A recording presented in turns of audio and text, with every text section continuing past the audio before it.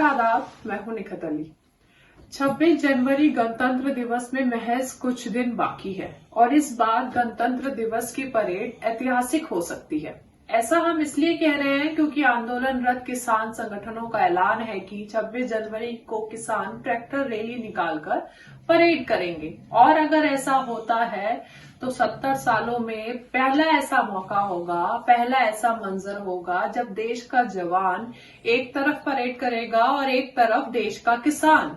Tractor rally पर किसान नेताओं का कहना है कि देश में जय जवान, जय किसान और जय विज्ञान का नारा लगाया जाता है और राजपथ की परेड में भी जवान और विज्ञान को शामिल किया जाता है और हम इस देश के अन्नदाता है। हम किसानों को भी राजपथ की परेड में मोदी सरकार शामिल करे ताकि उस नारे को हम सही मायनों में देश की जनता के सामने पेश कर सके। हालांकि किसानों की ट्रैक्टर रैली की परेड मुमकिन है या नहीं, इस पर सुप्रीम कोर्ट सोमवार को फैसला सुनाएगा। लेकिन जब से किसान संगठनों ने 26 जनवरी के परेड का ऐलान किया है, तब से किसानों को बदनाम करने का नया प्रोपेगेंडा शुरू हो गया है। मेन स्ट्रीम मीडिया का कहना है कि किसानों की परेड गणतंत्र दिवस के मौके पर देश को दुनिया के सामने बदनाम करने की साजिश है। सरकार का कहना है कि ये सब विपक्ष करवा रहा है और 26 जनवरी को किसानों की ये परेड देश को शर्मिंदा करेगी। यहां तक कि दिल्ली पुलिस ने किसानों के परेड पर रोक लगाने के लिए कोर्ट में अर्जी देते हुए कहा कि विरोध के अधिकार का मतलब पूरी दुनिया में देश को शर्मसार करना नहीं हो सकता। यानी किसान अगर 26 जनवरी को रैली निकालते हैं तो ये देश को शर्मसार करने वाली बात होगी। और इस सोच को, इस प्रोपेगेंडा को आगे बढ़ाने का काम इस देश के कुछ तथाकथित राष्ट्रवादी लोग भी सोशल मीडिया के जरिए बखूबी कर रहे हैं। और ये राष्ट्रवादी उसी विचारधारा के लोग हैं जिन्हें कठुआ बलात्कार अपराधियों के समर्थन में निकलने वाली तिरंगा यात्रा शर्मिंदा नहीं कर रही थी। इसलिए ये सवाल आज बेहद जरूरी हो जाता है कि बलात्कारियों के समर्थन में जब तिरंगा यात्रा निकाली जा रही थी, वो देश का अपमान नहीं था, देश को दुनिया के सामने शर्मिंदा करने जैसा नहीं था। लेकिन किसानों की ओर से निकाली जाने वाली यात्रा गलत है, देश का अपमान है। वाह! खैर, इसका सीधा सा मतलब निकलता है कि किसानों के इस ऐतिहासिक आंदोलन को गलत और देश विरोधी साबित करने की कोशिश की जा रही है। ऐसा साबित करने की नाकाम कोशिश की जा रही है कि ये आंदोलन देश के लिए खतरनाक है। आंदोलन में शामिल किसानों पर सवाल उठाने वाले शायद ये भूल गए कि ये वही धरती पुत्र हैं जो इस देश का पेट भरते हैं। शहीद भगत सिंह के वंशज हैं, जिनके रक्त का एक एक बूंद, एक एक कतरा इस देश को समर्पित है। आप ग्राउंड जीरो पर जाकर देखेंगे तो आपको पता चलेगा वो लोग ट्रैक्टर रैली निकालने की बात कर रहे हैं जिनकी पीढ़ियां इस देश की रक्षा में कुर्बान हो गई, जिनके बेटे आज भी -40 डिग्री की हड्डियां गला देने वाली ठंड में सियाचिन में खड़े होकर इस मुल्क की सरहदों की रखवाली कर रहे हैं। सैकड़ों पूर्व सैनिक जो अपनी जिंदगी इस देश के लिए दांव पर लगा चुके हैं, वो खुद भी इस आंदोलन में कपकपाती ठंड में किसानों के साथ सड़क पर बैठे हैं। नहीं देखा तो दिल्ली यूपी बॉर्डर में किसानों के समर्थन में बैठे इन जवानों को सुनिए। आज जवान कौन? किसान का ही तो बेटा है। जब उसका बाप आज यहाँ पे रोड पड़ा हुआ है तो उसका बेटा जरूर आएगा।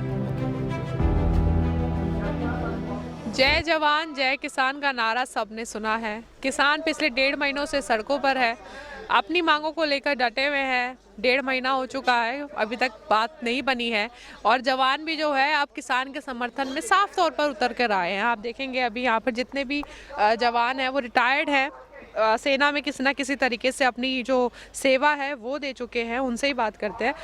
सर, आपका नाम क्या है? सबसे पहले आपसे शुरुआत। सूबेदार गुरचरण सिंह, उत्तर प्रदेश। अच्छा, आप बताइए कि आप यहाँ क्यों आए? हम यहाँ जो तीनों काले कानून जो किसानों के खिलाफ अडानी अंबानी कारपोरेट घरानों के दबाव में आकर कोरोना महामारी की आड़ लेकर के रातों रात चोरी पास की है, चोरी छुपे, उनका विरोध करने के लिए आए हैं। बाबा, ये बताइए कि क्या सेवा आपने दी है?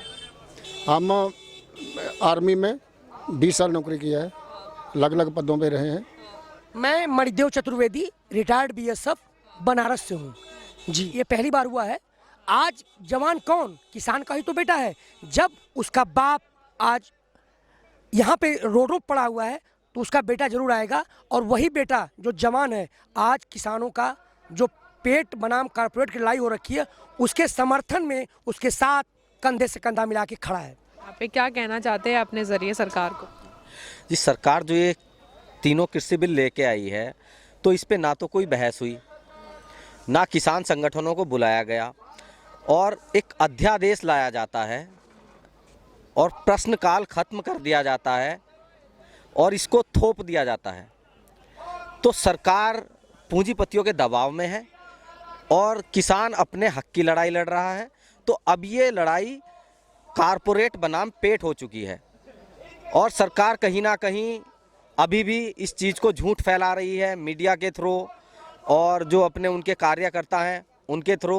तो लेकिन मैं एक चीज़ कहना चाहूँगा कि सत्य को परेशान किया जा सकता है, पराजित नहीं। लेकिन हमको ये महसूस हुआ कि बॉर्डर पर तो हम सुरक्षित हैं, लेकिन हमारे अंदरूनी में भ्रष्टाचारी और चोरों ने, अपने ही भ्रष्टाचारी और अपने ही चोरों ने हमारे देश को खोखला कर रहे हैं।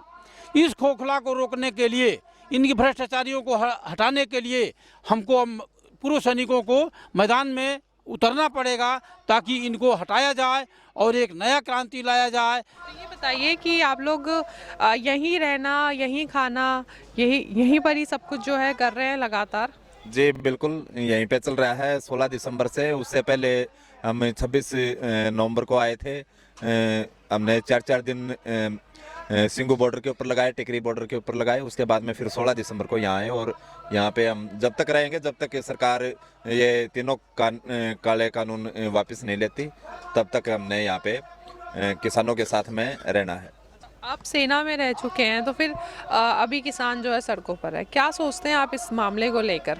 सरकार को आइडिया नहीं है कि उनके बाप को जो किसान हैं उनको परेशान करने से देश के जो सैनिक हैं उनका मोरल डाउन होता है और ये देश के लिए, किसी भी देश के लिए सही नहीं होता, क्योंकि जिस देश की सेना का मोरल डाउन होगा तो कहीं ना कहीं दूसरे देशों को उसका लाभ मिल सकता है।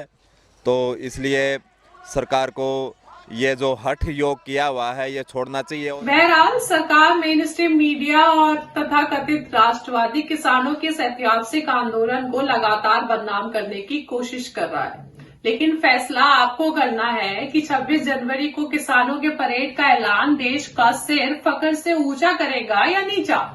चलिए फिलहाल के लिए इतना ही। आगे के लिए हमारे चैनल इनकलाब को लाइक करें, सब्सक्राइब करें और शेयर करें। बहुत शुक्रिया।